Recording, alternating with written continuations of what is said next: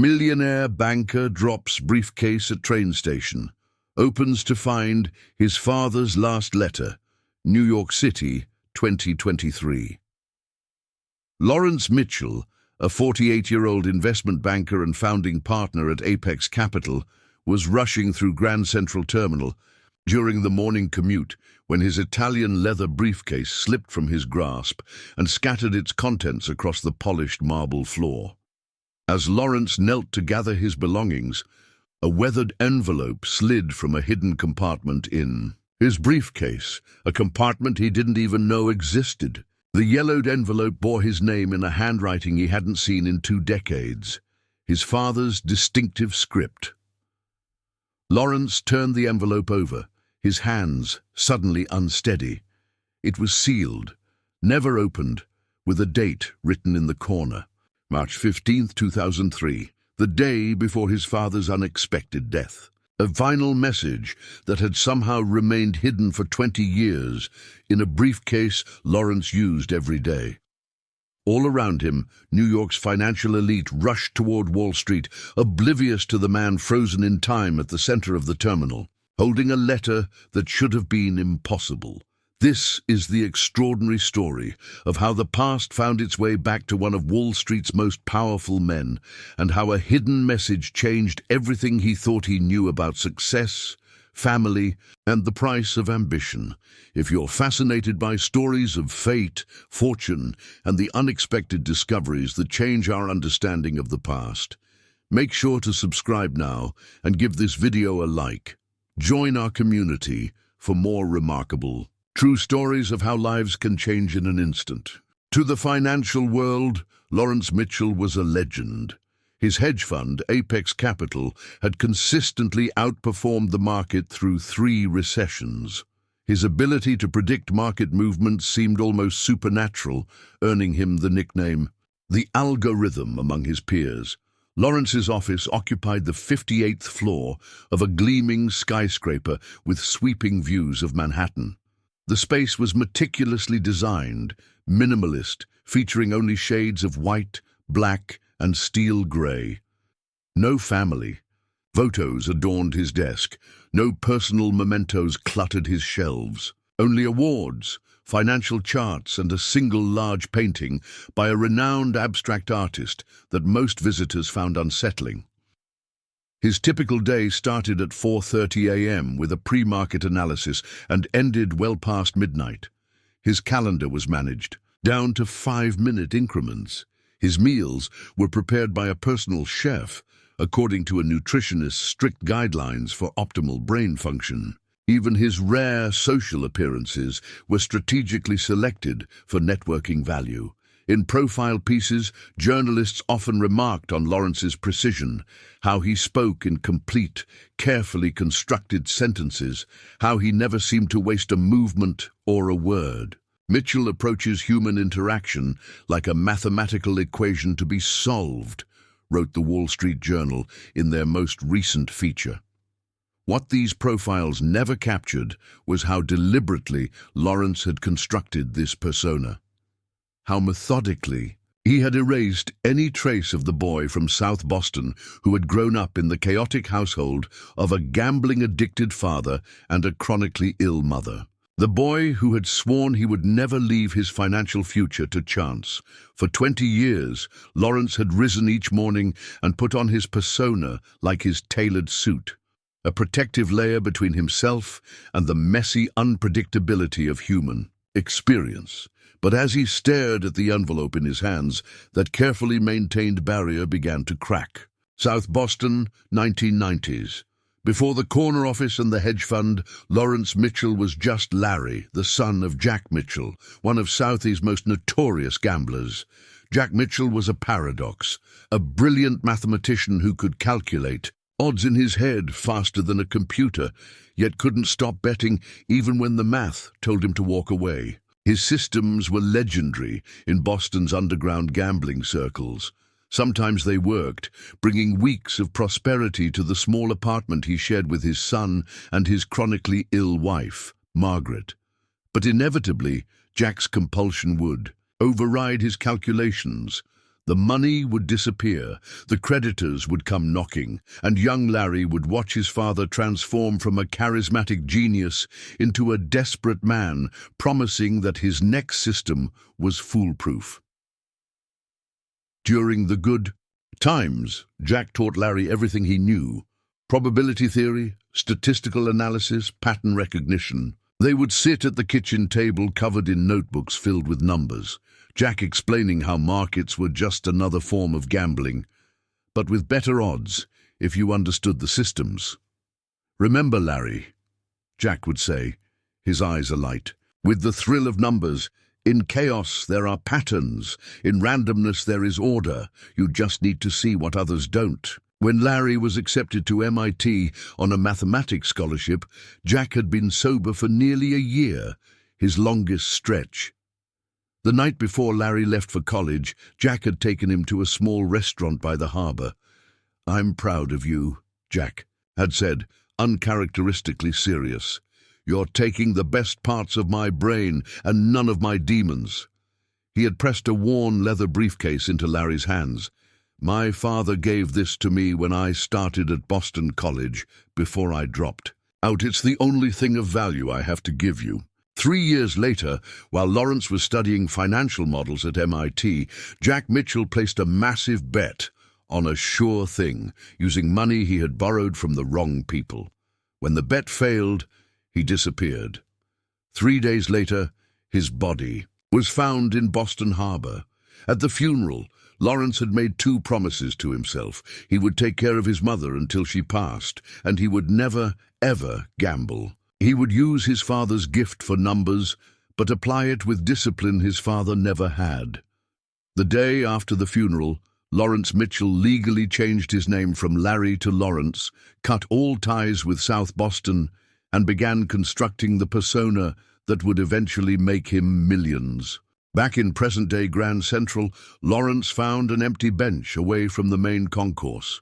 For nearly 20 minutes, he stared at the envelope, his carefully scheduled day forgotten. Finally, with uncharacteristically unsteady hands, he broke the seal and unfolded 3 pages covered in his father's distinctive handwriting. "Dear Larry," the letter began, using the nickname Lawrence hadn't heard in decades. "If you're reading this, then either I found the courage to give it to you, or something happened to me before I could. I'm betting on finding the courage, but as we both know, my bets don't always pay off." Lawrence felt his throat tighten as he continued reading. "Tomorrow, I'm meeting with some people about a debt. It's bad this time, worse than before. I've been lying to your mother about how bad. But before I face whatever comes next, there are truths you deserve to know."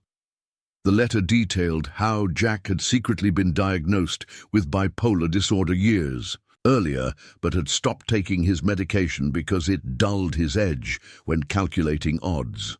How his gambling wasn't just addiction, but a form of self-medication during manic episodes. Then came the revelation that caused Lawrence to grip the bench.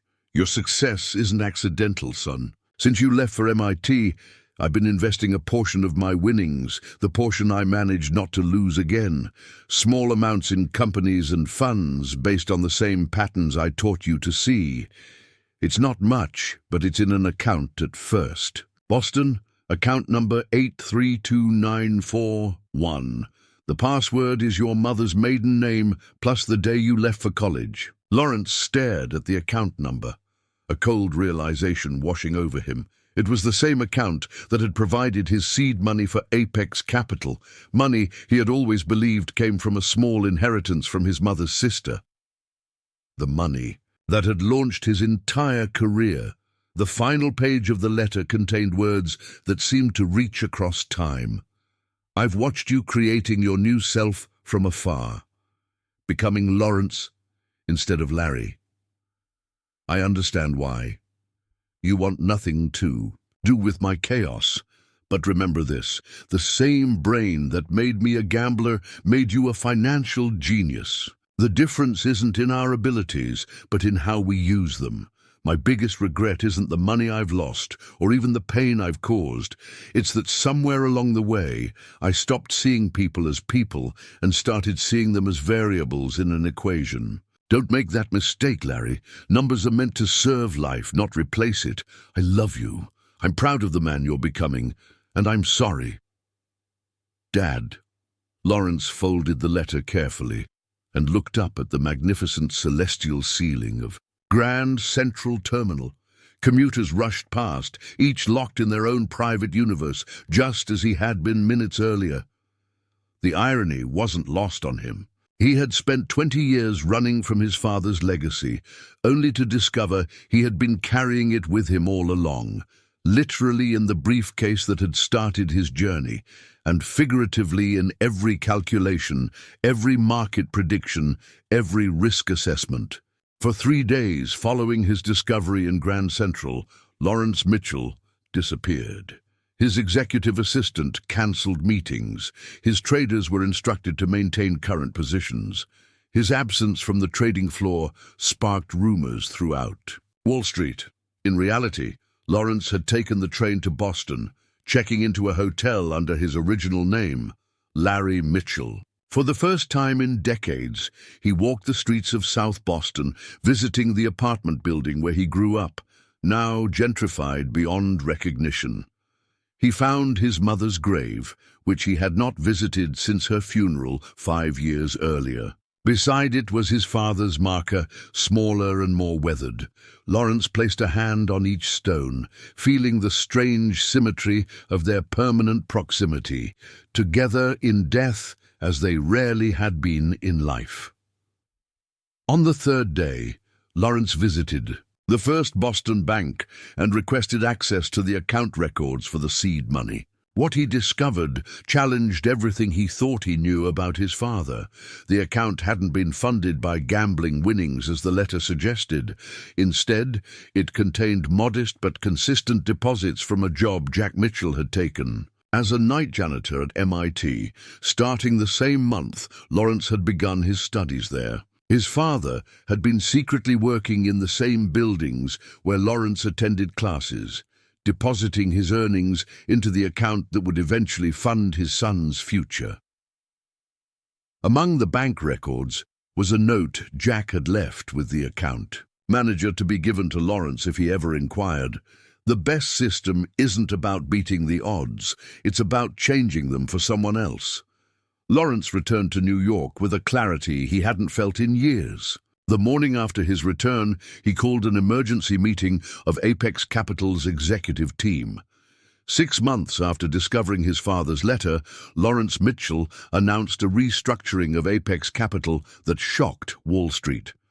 The firm would continue its investment activities but would allocate 30% of its profits to a new division, the Mitchell Foundation for Financial Literacy, focusing on communities where gambling addiction and financial insecurity created cycles of poverty. The Foundation's first initiative was in South Boston, converting a defunct community center into a financial education hub. The building was renamed the Jack Mitchell Center for Financial Wellness, with programs specifically designed to help recovering gambling addicts rebuild their financial lives. Lawrence himself began teaching a weekly class on how financial markets actually work, demystifying the systems that governed wealth for those who had been excluded from understanding them. More surprisingly, to those who knew him, Lawrence altered his own lifestyle. His 16-hour workdays shortened. The minimalist office gained color and personal touches, including a framed photograph of his father standing outside their South Boston apartment, smiling with the same confidence Lawrence had spent years projecting. The briefcase that had contained the letter now sat prominently on a shelf behind Lawrence's desk. He still carried the letter itself in his wallet, the paper growing softer with each passing day. In interviews, Lawrence no longer presented himself as self-made. When asked about his success, he would reply with newfound humility, "I stood on the shoulders of someone who fell so I could see further. My father taught me to see patterns in chaos. I just had the advantage of learning from his mistakes as well as his genius.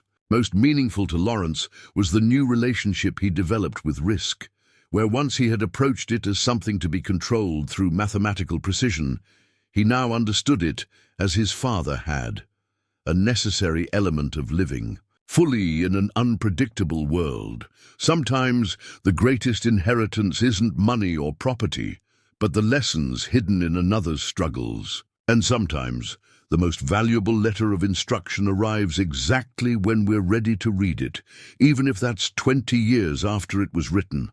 This is Millionaire Stories. Thank you for watching. If this story resonated with you, please share it with someone who might appreciate a reminder that success has many authors, not all of whom receive credit. Don't forget to subscribe for more powerful stories that reveal the complex human journeys behind extraordinary achievement. Let us know in the comments about unexpected discoveries that changed how you view your own story. Did this story move you? I'd love to hear what you thought. Leave a comment below and let me know. Also, tell me where in the world you're watching from. It's amazing to know how far these stories travel, and I always enjoy seeing where our community is tuning in from. Drop your city, country, or even just a flag in the comments. Let's connect through the power of storytelling.